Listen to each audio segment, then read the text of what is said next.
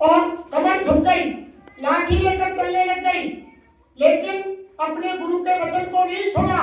रात दिन रास्ता गुहारती, फूलों का बिछोना करती, जंगल से फल लाती, ऊपर के या जमीन जैसे मिलते भगवान के स्वागत को रखती।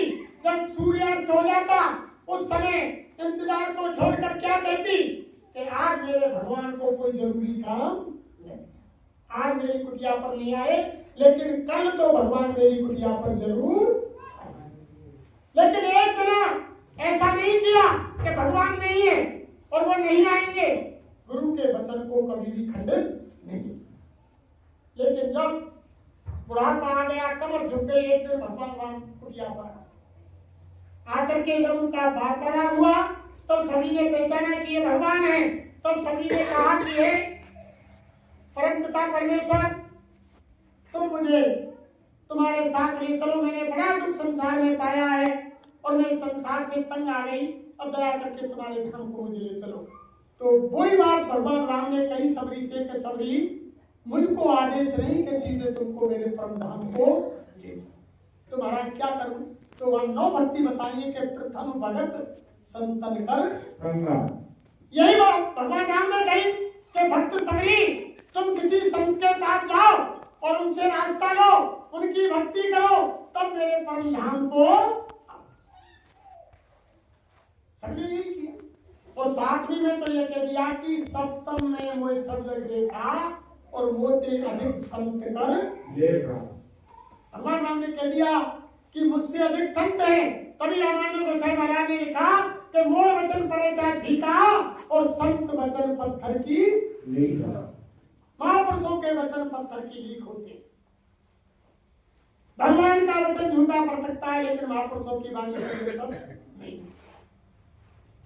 तो देखो प्रेमियों, सब जगह यही कहा, जब तक हम संतों का साथ नहीं करेंगे, और यही प्रार्थना साईं महाराज बुलवाते थे कि खोज ली पिया को निज, और जो तुम पिया से मिलना चाहो तो मत भटको जरूर, खोज ली पिया को निज, और बिना संतों के वो नहीं करेंगे। यानी संतों के बिना यानी वो पिया नहीं मिलेगा। रास्ता बताने वाले महापुरुष होते हैं प्रेमियों। जब तक हम इनके सानिध्य में नहीं पहुंचेंगे, इनके आदेश का पालन नहीं करेंगे, गुरु के आदेश का पालन करना ही सच्ची गुरु भक्ति है। और गुरु राजी तो करता राजी, और काल कर्म की चले ना बाजी। और गुरु की पूजा में सबकी पूजा, और गुरु समान देव नहीं पूजा। इनकी पूजा में सब देवों की पूजा आ जाती है। एक बार साईं महाराज इधर सूरत शहर में गुरु महाराज काफला लेकर गए, प्रेमी काफला लेकर के गए। अब एक बहन जी आई, उन्होंने साईं महाराज से कहा सत्संग होने के बाद कि हजूर हमारे घर पर थोड़ी दूर है और आपके चरण कमल वहां जाकर के पड़ जाए तो आपकी बड़ी दया मेहरबानी हो। गुरु महाराज ने कहा कि जाओ अच्छी हमारी। अब रात भर वो महाराज जी जगह जगह घुमाते रहे। अब बहन जी के घर नहीं ले गए। सुबह फिर वो आई बहन जी, उन्होंने कहा कि हजूर आप हमारे घर नहीं आए, आपने अपने चरण कमल हमारे घर नहीं रखे। जो साईं महाराज बोले, अरे के बच्ची तुम्हारे पास मुझको बिठाने को जगह ही नहीं। अब वो समझ नहीं पाई गुरु महाराज की बात को प्रेमियों। साईं महाराज तो अंतर की बात कर रहे थे। अब उसने कहा कि हजूर मेरा मकान मेरी कोठी तो बहुत बड़ी है और बीच में चौक है बहुत। मैंने तो सारी संगत को बिठाने के लिए, जितनी तुम्हारी गाड़ी आई है संगत को बिठाने के लिए वहां सारा इंतजाम कर दिया, बहुत जगह है। आप कह रहे जगह नहीं है, मेरे पास तो बहुत बड़ा मकान है। लेकिन उनकी समझ में नहीं आई कि गुरु महाराज क्या कह रहे हैं। तो महात्माओं ने क्या कहा कि दिल का हुजरा साफ कर, दिल का हुजरा साफ कर जाना के आने के लिए, और ख्याल गैरों का था उसको बिठाने के। एक दिल लाखों तमन्ना, एक दिल लाखों हमारी तमन्ना, तमाम ख्वाहिशें संसार की। अब बताओ उसको बिठाने का ठिकाना कहाँ है। लेकिन फिर भी गुरु महाराज वह आए आकर के संगत बैठी, गुरु महाराज को तखत बिछा दिया, गुरु महाराज तखत पर बैठ गए। शाम का समय था, तो साईं महाराज तखत पर जाकर बैठ गए प्रेमियों। अब वो बहन जी बोली, सरकार सामने एक छोटा सा मंदिर बना रखा था, सरकार आदेश हो तो थोड़ी पूजा कर लो। और साईं महाराज बोले कि हाँ बच्ची पूजा करो। अब उसने दीपक जलाया और आरवाड़ी में जाके जहाँ तमाम वो रखी हुई थी देवी देवताओं की तस्वीर, वहां जाकर के आरती घुमाई, टुनटुनी बजाई। पूजा करने के बाद गुरु महाराज के पास आई। गुरु महाराज ने पूछा, बच्ची पूजा हो गई?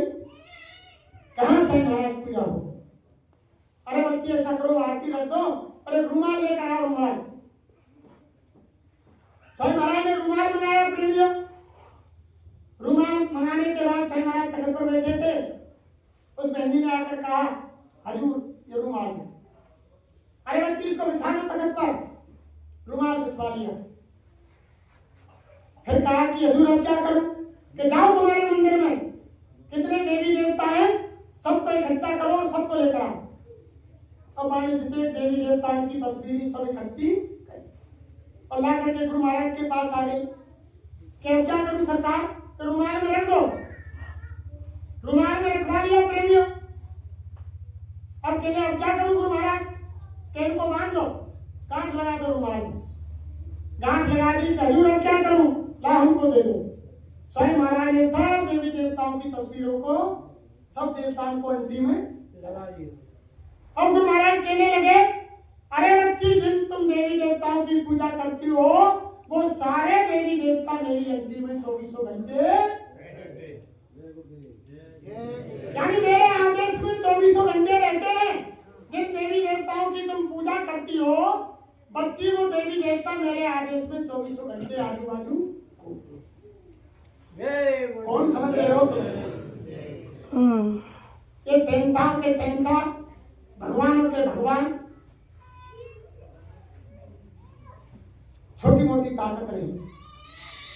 तभी तो महापुरुषों ने कहा कि गुरु को माने जानिए और तेने कहिए हम, और 84 में भटकत फिरे और आगे हमको सिर से गुरु उतरे और सत विहीना होए और ताको काल घसीटिए रोक सके ना होए, उसको कोई रोकने वाला नहीं। अगर जिसने गुरु को साइड में कर दिया।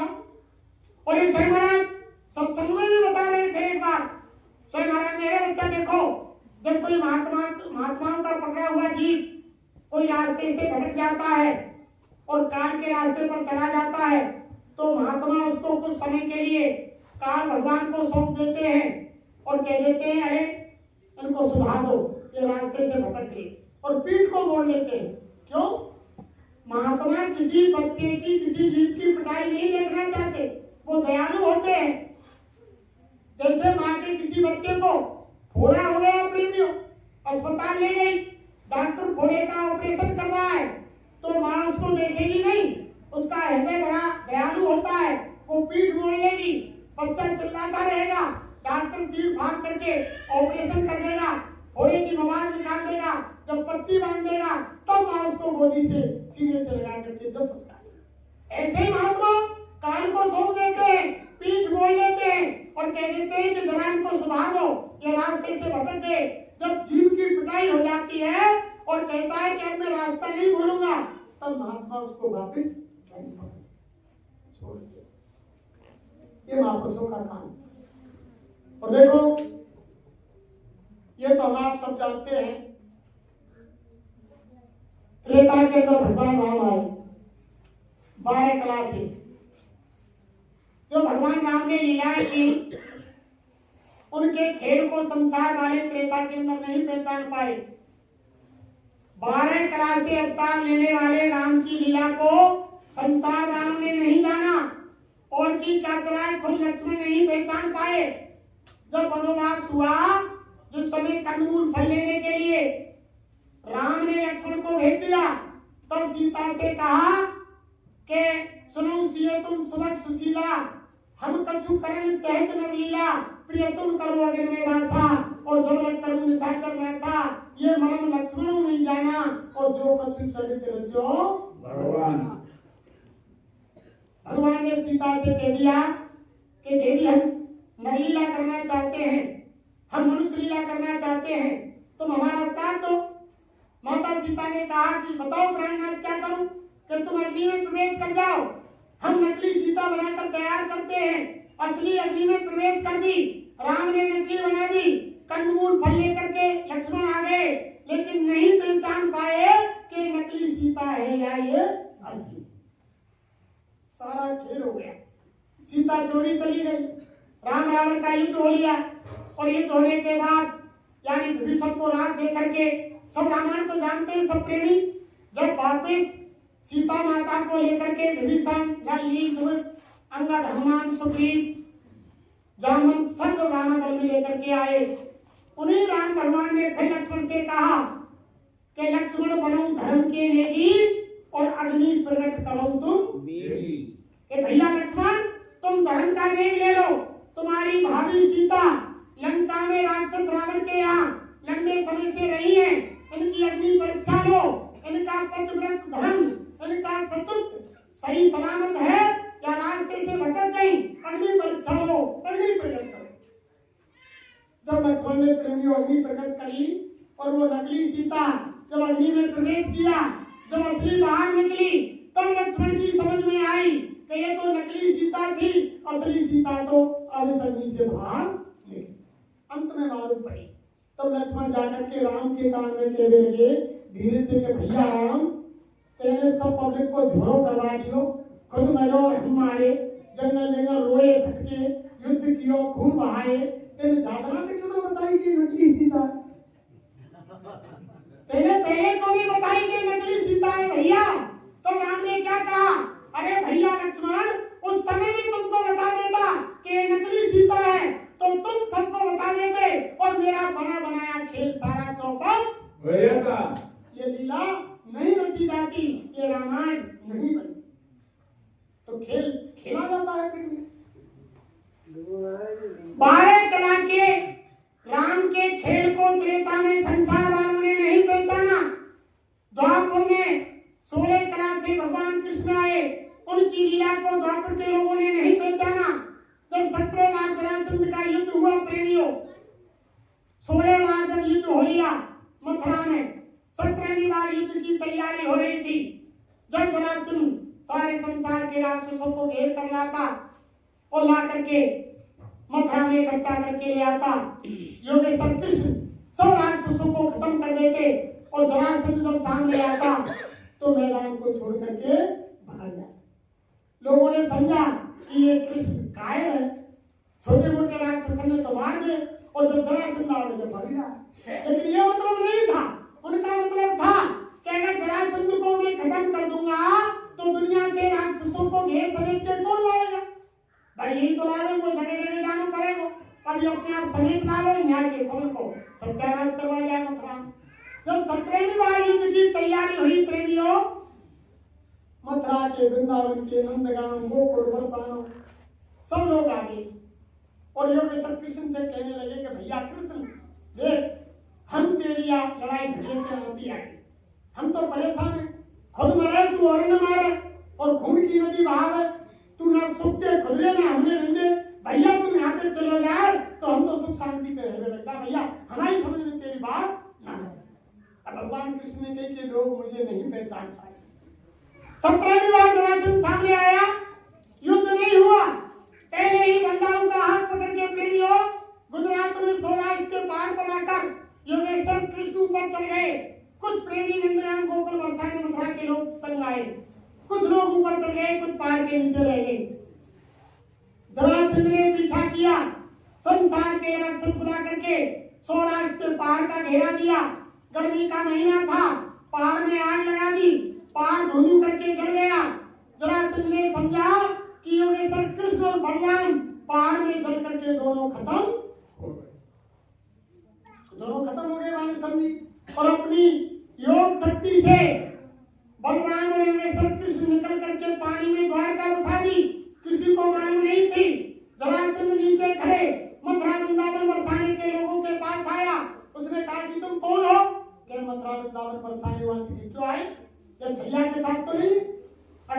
कृष्ण के साथ हो तो बताओ, अभी तुमको भी वही पहुंचाता हूँ जब कृष्ण को पहुंचाया। उन्होंने कहा कि नहीं महाराज, हम तो तमाशा देख रहे हैं, उनकी लौट जाओ वापिस। तो जो लोग वहां से वापस लौटे, उन्होंने आकर मथुरा, वृंदावन, नंदगांव, गोकुल बरसाने में कह दिया कि योगेश्वर कृष्ण और बलराम पहाड़ में जल करके खत्म हो गए। लोगों ने 13वीं मना दी द्वापर के अंदर, 13वीं मना करके लोग जीत कर बैठ गए और मान लिया कि भगवान कृष्ण मर गए। और कई साल बाद लोगों को मालूम पड़ी कि भगवान कृष्ण द्वारका में जीवित हैं। उसके बाद भगवान कृष्ण ने सुदर्शन चक्र उठाया और धरती पर विनाश किया। उसके बाद कभी भी बंसी उन्होंने नहीं बजाई। तो भगवान कृष्ण की लीला को द्वापर में नहीं समझ पाए।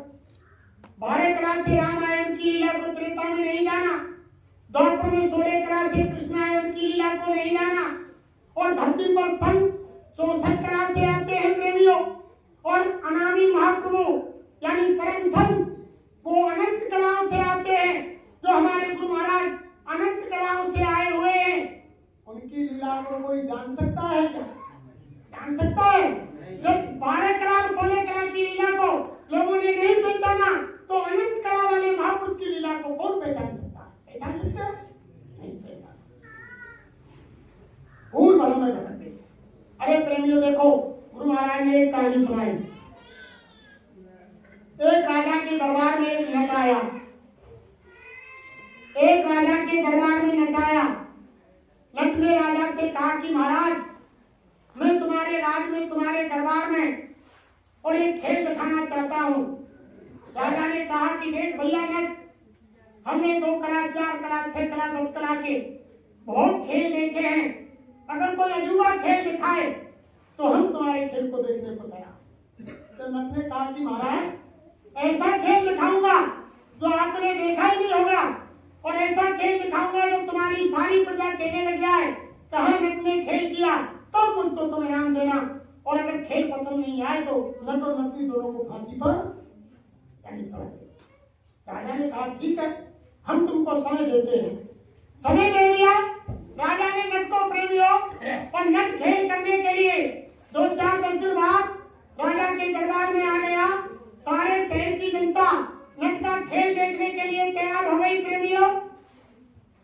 अब खेल शुरू होने लगा। नट ने राजा से कहा कि महाराज, एक मुझे कच्चे सूत की अड़िया चाहिए जो माता बहन देवी पहले चरखे पर काटती थी। वो अड़िया मंगाई। नटनी ने ढोलक गले में डाल ली। नटनी ने ढोलक बजाना शुरू कर दिया और नट ने कच्चे धागे की अड़िया लेकर के आकाश की तरफ फेंक दी प्रेमियों।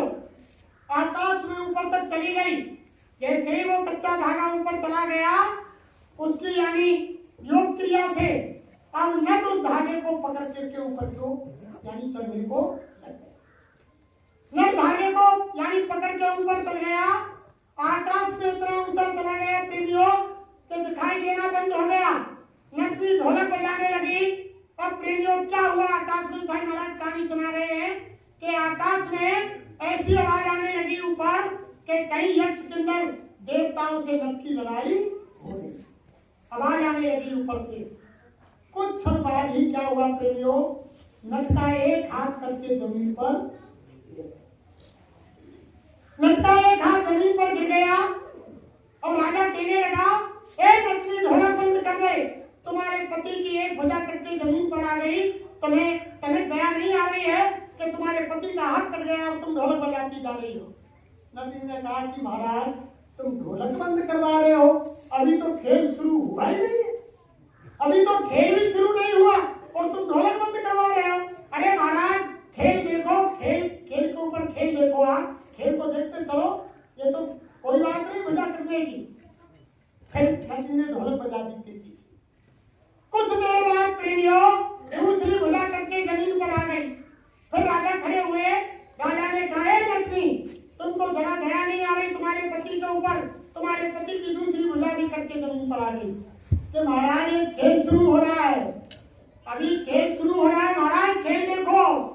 नटनी ने ढोलक बजा दिया। राजा बैठ गए।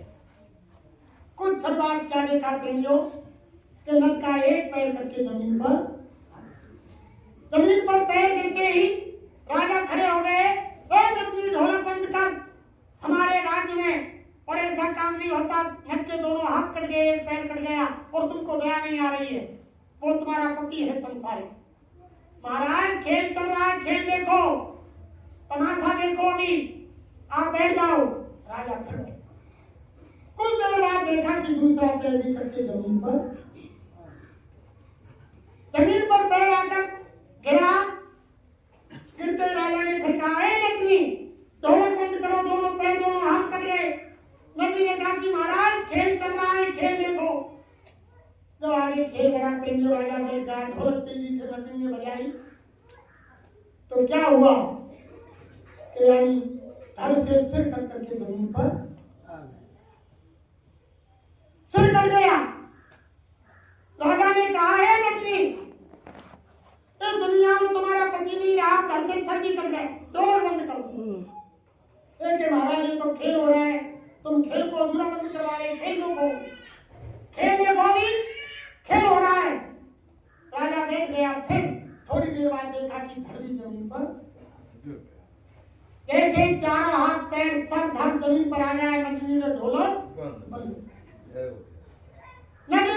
बंद कर दी, हाथ पैर धड़ इकट्ठा कर लिया और नटनी हाथ जोड़कर कहने लगी कि महाराज, हिंदू धर्म की ये रीति रिवाज है, जब किसी का पति मर जाता है, पहले समय की बात थी, जब किसी का पति मर जाता है तो वो यानी अपने पति के साथ सत्ती, महाराज लकड़ियों का इंतजाम किया जाए, मैं मेरे नट के शरीर के साथ सत्ती होना चाहती हूँ। राजा ने लकड़ियों का इंतजाम किया, चंदन की लकड़ी मंगाई, पास में ही नजदीक शमशान घाट था, वहां लकड़ी रख करके नटनी ने अपने नट का धड़ सर पैर लेकर के गोदी में रख के और अग्नि में यानी सत्ती, चिता जलने लग गई। प्रेमियों, चिता को जला करके अग्नि देकर के धूधू चिता जल रही है। राज दरबार में राजा आ गया, सारी प्रजा आ गई। इतने में शोक संताप मना रहे कि कहाँ का नट का खेल देखा, नट मारा गया, नटनी भी मारी गई। अब इतने में देखा कि शहर की एक गली से ढोलक बजाता हुआ नट आ रहा है कि महाराज की गद्दी सलामत रहे, महाराज बने रहे, यानी बखान करता हुआ नट जब गली से निकला, राजा के सामने आया। राजा ने देखा कि ये नट, एक तरफ तो उसकी तरफ देख ले, चिता की तरफ, एक तरफ नट की तरफ देख ले, अरे कि नट तो ये कर रहा है, जब ये नट कहां से आ गया। अब नट कहने लगा कि महाराज की जय हो, महाराज की गद्दी सलामत बनी रहे, महाराज मेरी नटनी कहाँ है, मेरी नटनी कहाँ है। अब महाराज कहने लगे कि अरे तुम्हारी नटनी तो तुम्हारे साथ सत्ती हो गई। अब राजा कहने लगा, अरे तो तुम्हारी नटनी तुम्हारे साथ सत्ती हो गई कि महाराज किसके साथ, कि तुम्हारे साथ, कि मैं तो जिंदा खड़ा हूँ, सत्ती किसके साथ हो गई, कि देखो वो नाथ वो जल रही चिता, वो सत्ती हो गई। अरे कि महाराज किसके साथ सत्ती हो गई, मैं तुम्हारे सामने खड़ा हूँ, तुम कह रहे तुम्हारे साथ सत्ती हो गई। अब मैं कहने लगा कि महाराज कहीं ऐसा तो नहीं है, मेरी नटनी सुंदर थी, कहीं सुंदरता को देख करके और तुम्हारे दिल में, तुम्हारे मन में कहीं कोई ऐसा घोर तो नहीं आ गया जो तुमने मेरी नटनी को महलों में रख लिया। राजा गुस्सा में हुए, नट क्या बात करता है, नटनी को महलों में रखेंगे। नहीं महाराज, मुझे तो ऐसा ही दिखाई दे रहा है, जब तुम कह रहे हैं कि नटनी सत्ती हो गई और हम कह रहे हैं कि हम तुम्हारे सामने खड़े हैं, सत्ती किसके साथ हो गई। कि महाराज नटनी तुम्हारे महल में है, तुम मानो या ना मानो।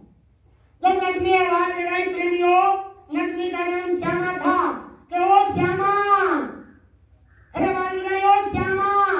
नटनी अंदर से बोली कि हाँ महाराज, कि तुम कहाँ हो, कि मैं राजा के महल में हूँ और आटा गूंद रही हूँ, आटा गूंद रही हूँ, अरे कि तुम जल्दी बाहर आओ। जब नटनी बाहर आई, आटे में हाथ सने हुए थे, राजा से नट ने कहा कि महाराज देखा, तुम्हारे महल से नटनी निकली और तुम कह रहे हैं कि नटनी नहीं, देखो तुम्हारा आटा लगा रही है, अभी आटे में हाथ सने हुए। अब राजा एक तरफ यानी चिता की तरफ देख ले कि नटनी ये कर रहे, और एक तरफ में सामने खड़े हैं, उनको देख ले। अब राजा को शंका हो गई कि ये क्या है और ये क्या है, वही खेल तो हो रहा है, एक तरफ तो नटनटी की चिता लग रही है और राजा देख रहा है कि ये तो सत्य हो गई, ये नटनी कहां से आ गई, ये नट कहां से आ गया। वही खेल तो इस समय हो रहा है। गुरु महाराज ने कहानी सुनाई और कहा, अरे बच्चा, जब यानी एक साधारण नट जब ऐसा खेल कर सकता है तो अनंत कलाओं के स्वामी यानी अनामी धाम से पधारी शक्ति बाबा जय गुरुदेव, बाबा यानी परम संत बाबा जय गुरुदेव, वो क्या नहीं कर सकते। हम शंका खा गए कि बाबा जी की चिता जला दी। एक तरफ तो लोग सोच रहे हैं कि बाबा जी को उन्हें जला दिया, कोई चिता जल रही है। एक तरफ कह रहे हैं कि बाबा जी के शब्दों से कि बच्चा मुझे गांधी महात्मा मत समझ लेना, वो तो राजनीतिक थे, वो धोखा खा गए, उनको रामराज लाना चाहते थे, रामराज लाने से पहले किसी प्रेमी ने गोली से उड़ा दिया। मैं पक्का आध्यात्मवादी हूँ और मुझे मारने के लिए धरती पर कोई तीर तलवार हथगोला बम गोला बारूद गोला कोई भी धरती पर ऐसा हथियार नहीं बनाया जो बाबा जी को स्वामी जी ने कहा। एक तरफ तो ये हो रहा है कि बाबा जी ने कही है कि मेरी जरूरत पड़ी तो 4 समर्थन होऊंगा, और एक तरफ लोग चिंता कर रही है, कह रहे कि बाबा जी तो जला दिए 30 मई। कोई नटनटी वाला खेल हो रहा है प्रेमियों। एक स्वामी महाराज ने कहानी सुनाई, अरे बच्चा, जब एक नट साधारण ऐसा खेल कर सकता है तो महात्मा अनामी धाम की शक्ति कितने शरीर बना सकते हैं, क्या नहीं कर सकते हैं। वो यानी सारे ब्रह्मांडों के मालिक है। और अगर उन्होंने एक सब मंच पर खड़े बैठे जवान से झूठ निकाल दिया तो सारी रचना खत्म, सब खत्म ही होगा, कोई रचना नहीं। इसलिए प्रेमियों, गुरु महाराज का एक एक वचन अखात है और इतिहास तभी बनेगा जो गुरु महाराज ने कहा, अरे बच्चा, मैं ऐसा इतिहास बनाऊंगा कि अब तक के जो राम कृष्ण के इतिहास हैं वो छोटे पड़ जाएंगे, वो तभी तो बनेंगे एक बार सारे संसार में प्रचार हो गया कि बाबा जय गुरुदेव यानी दुनिया से चले गए और उनकी 13वीं मना दी और दोबारा अगर लौट कर बाबा जी आएंगे तो सारे संसार में प्रचार होगा कि बाबा जय गुरुदेव जी महाराज दोबारा ऐसा वक्त विश्व के अंदर चंद दिनों में आएगा और जय गुरुदेव नाम का झंडा घर में लहराएगा प्रेमियों, कोई रोकने वाला नहीं। अरे साईं महाराज ने कहा, और देशों में राम और कृष्ण का नाम लेने वाले कोई मिले हैं, लेकिन ऐसा समय आ जाएगा पूरा विश्व जय गुरुदेव नाम चिल्लाएगा, सारा विश्व हर घर पर सारे संसार में जय गुरुदेव नाम के झंडे, ऐसा इतिहास बनेगा जो युगों युगों तक। अरे प्रेमियों, अरे तुम जय गुरुदेव नाम को ही पटा लो, इससे ही तुम्हारा काम हो जाएगा। अगर तुम जय गुरुदेव नाम को नहीं पटा पाए, यही तो इंजन है गुरु महाराज ने बताया। आकर के गुरु महाराज अकेले बैठे थे, कुछ प्रेमी दूर थे और स्वामी जी के चरण स्पर्श किए, गुरु महाराज ने आशीर्वाद दिया। स्वामी महाराज बोले, अरे बुढ़िया, भजन करती हो? भजन? कहाँ बाबा भजन करो? नामदान ले रखा है? कहाँ बाबा नामदान तो लिया, पर बाबा में 5 नाम में तो फिर किसका भजन करती हो बुढ़िया? कि बाबा मुझे तो ये कहीं याद है, वो जय गुरुदेव जय गुरुदेव जय गुरुदेव। महाराज बोले, अरे बुढ़िया, यही तो इंजन है। महाराज बोले, अरे यही तो इंजन है और तो सब महाराज खुद उनसे बोले, अरे बच्चा, जब तुमको नामदान नहीं मिला, अगर तुम जय गुरुदेव नाम से माला कर रहे हो, भजन कर रहे हो, तो नामदानी तो तुम हुई क्यों? गुरु महाराज ने 7 शब्दों में कहा कि संकट मुसीबत में जहां भी तुम जय गुरुदेव बोलोगे तो मैं मिलूंगा, और कोई नाम बोलोगे तो नहीं मिलूंगा। जो मेरा सिद्ध किया हुआ, मेरा पकाया हुआ नाम जब तुम जय गुरुदेव बोलोगे, मैं मिलूंगा और तुम्हारी मदद करूंगा। तो बताओ, ये इंजन हुआ नहीं तो क्या हुआ? किससे मिल रहे हैं स्वामी महाराज? जय गुरुदेव। अरे इसको पका लो प्रेमियों, पहले से ही इसको सिद्ध कर लो। 24 घंटे उठते बैठते चलते फिरते ये हमारी माता बहन देवियों रसोई में झाड़ू लगा रही है, पोछा लगा रही है, सब्जी काट रही है, खाना बना रही है, बर्तन साफ कर रही है, खेती में काम कर रही है। कहीं भी आप दुकान दफ्तर खेती में कहीं भी काम कर रहे हो, चलते फिरते रोते गाते हंसते जय गुरुदेव नाम को पका लो 24 घंटे, जबान से निकलना चाहिए। जब आदत बन जाएगी तो अंत समय पे ये नाम आ जाएगा। वो हमारे पेंटर भैया एक बुक ये करे किस्सा आगे वाले एक काऊ पे धोबी पर गधाए गधा। पहले ये ट्रैक्टर ट्रॉली में आए तो राजा ने बुला लियो कि भैया कछु मिट्टी डालनी है। खबर करी सिपाही के द्वारा कि वह फला धोबी बुला के लाओ, उसके पास गधे हैं और वो हमारे यहाँ मिट्टी डाल जाएगा। अब वो गधा ने ले जाओ। जब तमाम गाली के शब्द उच्चारो धोबी है का अब वो कह रहा कि अब वो राजा के दरबार में जाना। अगर गाली निकल गई वहां तो राजा सूली पे चला दे। अब वो और की मिट्टी डाल रहा हो, रास्ता में का कह रहा गधैया के कि चल मेरी बहना, चल मेरी भुआ, चल मेरी लाली। अब ऐसे में हाकत ले जा रहा चलत जा रहा। अब एक जनो कह रहा कि भैया तू ordena तो कछु शब्द के आज कैसे ने कह रहा है। गधैया के भुआ कह रहा, बहना कह रहा है, लाली कह रहा है। पर की भैया ने ordena तो संसार में मिट्टी डाला और मेरो राजा के वहां से खबर आई है और कल राजा के वहां मिट्टी डालनी है वो। और अगर कोई गाली को शब्द निकल गो तो राजा गुस्सा में आके चूल्ही पर चढ़ा देगो। या तो मैं पहले ही आदत डाल रहा हूँ कि चल मेरी बहना, चल मेरी भुआ, चल मेरी जीजी, मैं कोई गाली नहीं निकलेगी। तो भैया पहले ही आदत बना लो।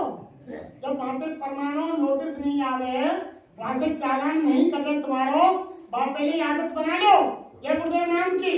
जब वहां से चालान कटेगा, वो नोटिस आएगा तो वो आदत बनी रहेगी।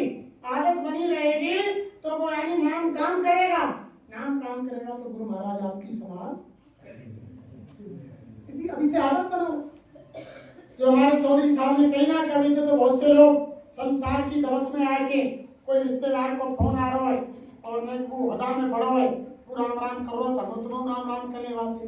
अरे कामी क्रोधी लालची इनसे भक्त ना होए और भक्त करे कोई सूरमा जात के बरन खुल होए। संसार की लोक लज्जा मान सम्मान सारे छोड़ने पड़ेंगे जो भक्ति की तरफ पैर रखेंगे। मीरा को नहीं देखा पग घुंघरू बांध मीरा नाची रे, लोग कहे मीरा बही बागरी और सास कहे कुल नाची रे। लोगों ने मीरा से क्या कहा कि पागल है ये। सास ने कहा गई कि जवानी की दीवानी है, मैं जाकर कर जाए हमारे कुल को सत्यानाश कर रही है। राजपूत घराने की क्षत्रिय और जाति को चुनाव गुरु बना रखे हो।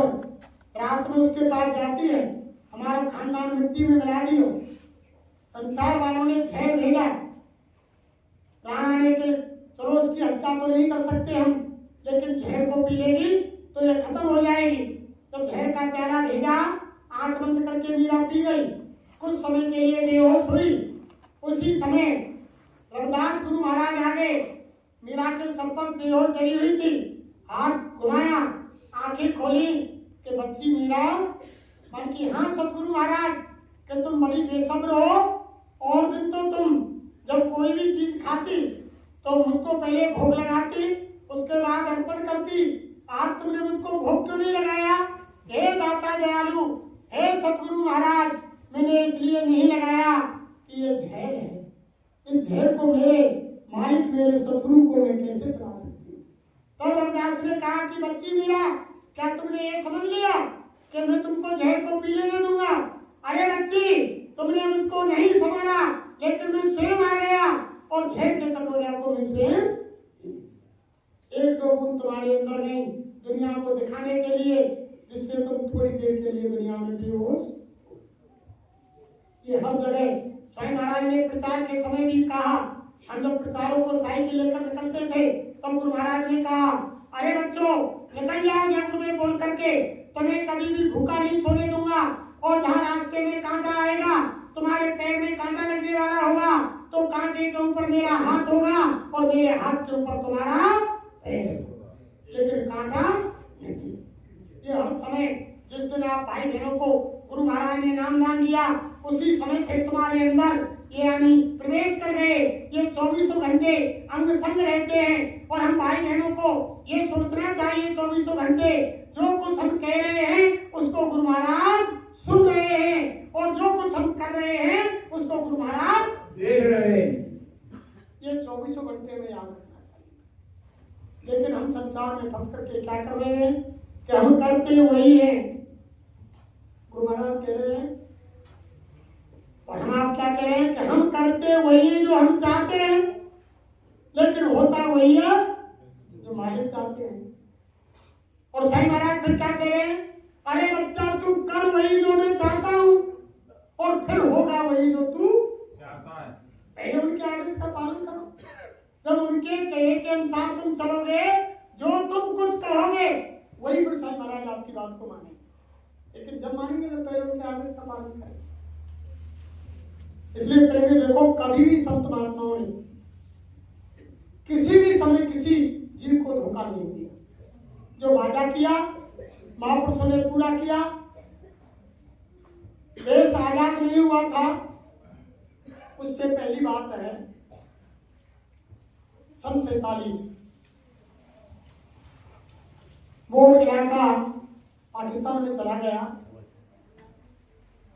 वहां के दो प्रेमी थे, पति पत्नी। सावन सिंह महाराज के पास नाम दीक्षा लेने के लिए चले। उनकी गोदी में एक बच्चा था। 3 ही प्राणी थे। बच्चे की उम्र 5-7 साल की थी। जैसे वह सत्संग में गए, सत्संग सुना। हजूर सावन सिंह महाराज ने आवाज लगाई सत्संग के बाद कि जिन बच्चे बच्चियों को नाम की दौलत लेनी है, सामने पांडाल बना हुआ है, उसमें आप पहुंच जाना और 12 वर्ष से ऊपर के बच्चे बच्चियों को नामदान मिले। किसी की गोदी में बच्चा हो उनको साथ में मत लाना। गेट पर सेवादार बैठे हुए हैं, उनको सुपुर्द कर देना, वो बच्चे को रख। दोनों पति पत्नी नामदान लेने के लिए अंदर बाड़े में चले गए। हजूर सावन सिंह महाराज ने नामदान दिया। नामदान लेने के बाद बाहर आए, बच्चे को लिया, आश्रम के गेट से बाहर ही निकले। तब उन बहन जी की समझ में आई कि हमने तो नामदान ले लिया, लेकिन गुरु महाराज से हमने हमारे बच्चे के बारे में कुछ नहीं पूछा। उनके पति ने कहा कि चलो गुरु महाराज कुटिया में अंदर बच्चे को लेकर चलते हैं। अब दोनों पति पत्नी बच्चे को लेकर के सावन सिंह महाराज की कुटिया में चले। सावन सिंह महाराज के सामने गए, दंडवत प्रणाम किया, बच्चे को पैरों में झुकाया, आशीर्वाद लिया। अब वो उनकी धर्मपत्नी कहने लगी, हजूर आपने हमको तो नाम की दौलत 25 कर दी और ये हमारा एक ही बच्चा है, इसका क्या होगा? सावन सिंह महाराज ने सिर पर हाथ रखते हुए कहा, अरे बच्ची इसकी चिंता क्यों करती हो तुम? इसको जरा बड़ा होने दो, इसकी सारी जिम्मेदारी मेरे ऊपर है। इसको नाम भी दूंगा, इसकी संभाल भी करूंगा। इसको बढ़ाते होते जाओ घर को ले जाओ। अब वो घर ले गए। अब घर ले गए कुछ दिन बाद देश आजाद हो गया। देश आजाद होने के बाद पाकिस्तान हिंदुस्तान अलग हो गया। जब अलग हो गया तो ऐलान हुआ कि जो हिंदू भाई पाकिस्तान से हिंदुस्तान जाना चाहते हैं वो चले जाए, और हिंदुस्तान में जो मुस्लिम भाई है वो पाकिस्तान जाना चाहे वो वहां चले जाए। अब उन्होंने दोनों प्रेमियों ने रात को यह निश्चय कर लिया कि सुबह हमें हिंदुस्तान चलना है। तो उन्होंने क्या किया, रात को ही पहले लोहे के बक्से थे उनमें अपना सामान भर लिया। घरों में कोई ज्यादा सामान नहीं थे पहले समय में, खाने पीने का कपड़ा लगता उनमें भर लिया। जो जेवर जायदाद थी वो उन्होंने उनकी धर्मपत्नी ने पहन रखा था। सुबह जल्दी ट्रेन थी, 1-2 गाड़ी चलती थी पहले समय। अब वो दोनों प्राणी सुबह 4 बजे घर से बक्सा उठा करके निकल पड़े थे। जब निकल पड़े प्रेमियों, उनके स्वामी ने, पति ने बक्सा कंधे पर रख लिया और उनकी धर्मपत्नी ने बच्चे को गोदी में ले लिया। जैसे ही गली में बाहर निकले प्रेमियों, रास्ते में बदमाश आ गए। अंधेरा था। उन्होंने उनकी धर्मपत्नी पर कुछ चांदी के सोने के जेवर देखे, पहले समय में ये हमारी माता बहन देवियां बहुत जेवर पहनती थी। जब देखा तो लूट मार के कारण गुंडे पीछे लग गए। जैसे ही वो गली में इधर उधर निकले तो उनके पति देव से बक्सा जमीन पर गिरा। गिरते ही कोना टूट गया। बच्चे को उनकी धर्मपत्नी ने कहा कि स्वामी बच्चे को छोड़ दो, जान बचाओ। जैसे ही भागे, आगे चलकर उनकी धर्मपत्नी की गोदी से बच्चा भी गिर गया। बच्चा गिरते ही जमीन पर कत्ती पेशाब कर दिया, रोने लगा। बदमाश पीछे पड़े, इधर उधर गली से निकलते हुए दोनों प्राणी स्टेशन पर आ गए।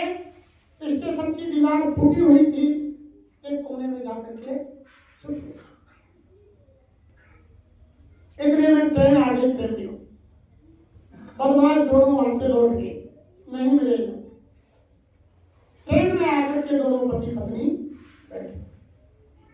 जब पति पत्नी बैठ गए, अब वो धर्मपत्नी कहने लगी, हे दाता दयालु, हे सतगुरु महाराज, तुमने तो मुझसे ये वादा किया था कि तुम्हारे बच्चे की संभाल मैं करूंगा और जिम्मेदारी मेरी है।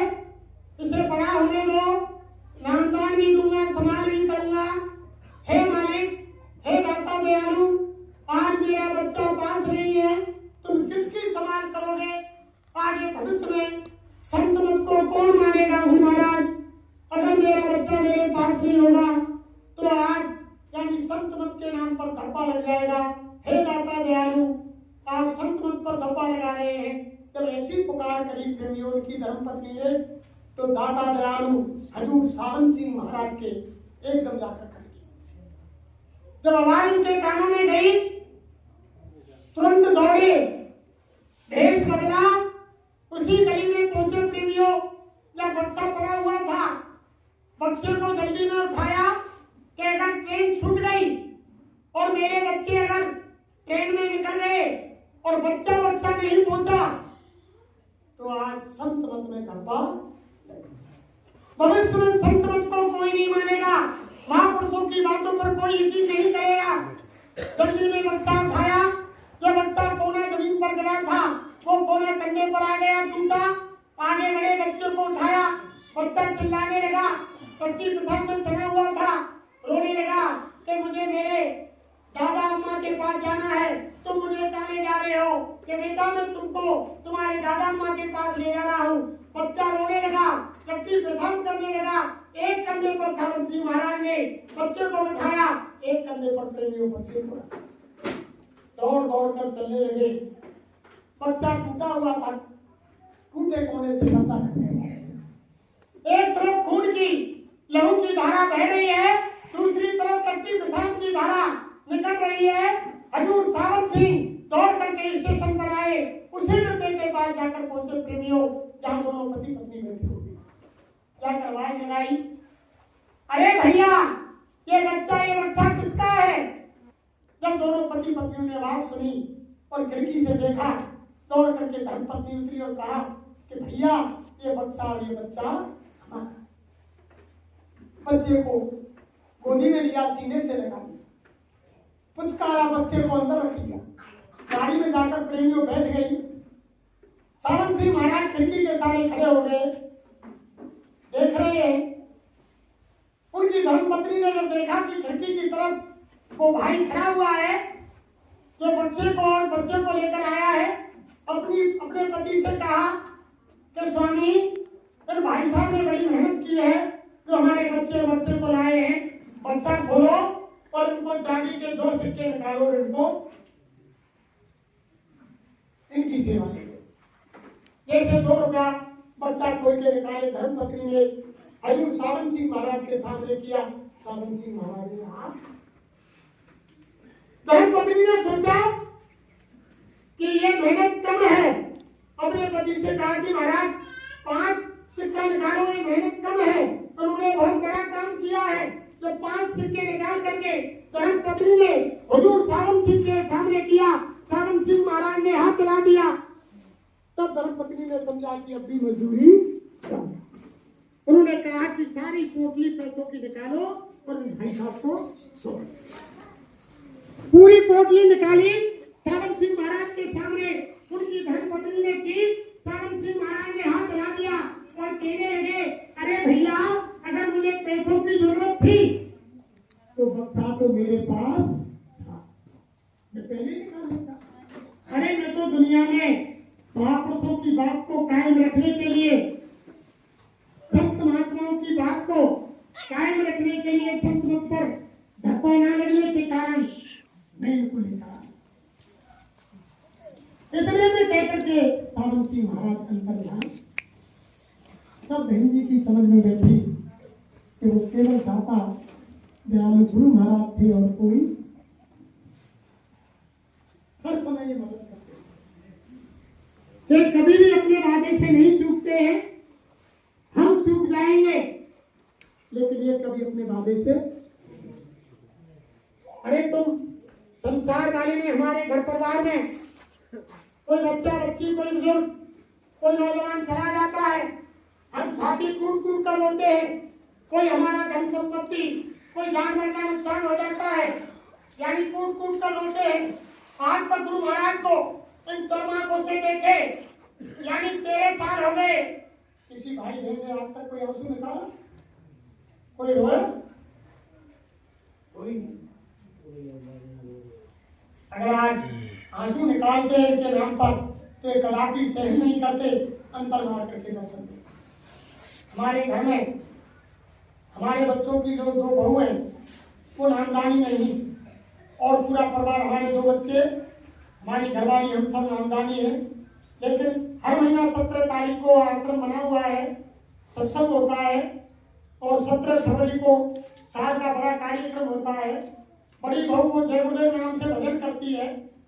शादी को उनको 10 साल हो गए, सन 2016 में हुई, तो उन्होंने कई साल, 5-7 साल लगातार वो जय गुरुदेव नाम से सुमन करती है। एक दिन उसी आश्रम में हमारा बच्चा बड़ा, उनकी पत्नी बड़ी बहू उसी में सोती है रात को जाकर।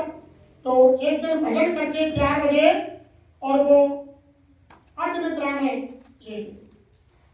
अब क्या देखती है कि गुरु महाराज आए, का भला लेकर के गाड़ी आई, गाड़ी रुक गई।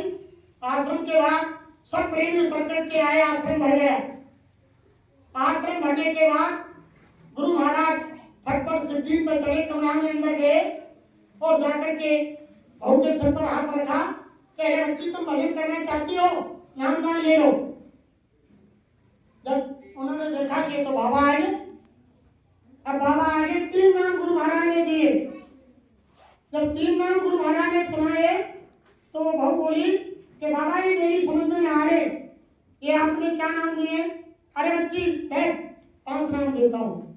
जब साईं महाराज ने 5 नाम दिए, सुबह उसने अपनी सास को, यानी हमारी घरवाली को बताए कि गुरु महाराज आए और मुझको 5 नाम दिए। ये 5 नाम तो बताए पर उनको वो खराब है, वो क्रम, यानी जो क्रम हो उनको कि पहले कौन सा बोलना है, दूसरा कौन सा बोलना है, तीसरा कौन सा बोलना है, चौथा कौन सा बोलना है, वे ऊट पटांग बोले। मतलब नाम तो 5 दिए लेकिन ऊट पटांग बोले। तो साईं महाराज तो यानी हर समय, हर पल, हर क्षण आपके साथ, कोई ऐसी चीज नहीं। जब इनको याद करेंगे तब आपके सामने होंगे, लेकिन विश्वास करना पड़ेगा। एक म्यान में 2 तलवार नाम है, तो इन पर 100% भरोसा करेंगे तब काम बनेगा। और संसार वालों की, हमारे बहुत से प्रेमी तो भाई जाकटन में पैर के और गाँव में, अस्पताल में, दुकान में, दफ्तर में, बाजार में, रिश्तेदारी में, बहुत से संगत में आने जब पैर लें और रिश्तेदारी और बाजार में गए उतार के धर दें, कोई कोर्ट कचहरी जा रहे उतार के धर देंगे, दुनिया वाले हमसे काटे। लेकिन हमने जाकर जिस दिन से पहनी उस दिन से नहीं होता। हमने 1 साल टाट भी पहना। साईं महाराज ने सन 1983 में जब साईं महाराज 3 बार दिल्ली ले गए तो उस समय अल्फी बनवाई, अल्फी ले जाकर के झोला में घर के ले गए, सादा ड्रेस पहनी और दिल्ली में जाकर वो अल्फी पहनी। एक बार तो गुरु महाराज ने पैर में घड़ी बनवाई। फिर हमने साईं महाराज ने वहाँ बोट क्लब और रामलीला मैदान में आदेश दिया कि जो जैसी ड्रेस पहना जाए, धोती कुर्ता पैंट सब आप टाट की पहनो, सबने बनवाए। तो हमने भी कुर्ता पाजामा बनवाए। लेकिन हम क्या करते थे कि 1 साल यानी जब हम घर रहे तो सिविल ड्रेस पहने और साइकिल उठाई प्रचार को जा रहे हैं या मथुरा जाए तो टाट में थैला में धर ले जाए और रेलवे स्टेशन पे उतरे और वहां पे वो ड्रेस बंदी वो झोला में धर ले और टाट प्रचार में जाए तो टाट पहन जाए। और गुरु महाराज मन से बोले अरे बच्चा ऐसा मत करो, हम सभी को ये बात थोड़ी रख के देखे। और जय महाराज मन से बोले अरे बच्चा ऐसा मत करो कि घर सिविल ड्रेस में रहे और प्रचार में जाए और यहाँ आश्रम पाए टाटे पे ना। अरे दुर्योधन की तरह कच्चे रह जाओगे। दुर्योधन ने अंदर लंगोट घास फूस का लगाया तो वो दुर्योधन की गदा से मारे गए, अंदर से कच्चे रह गए।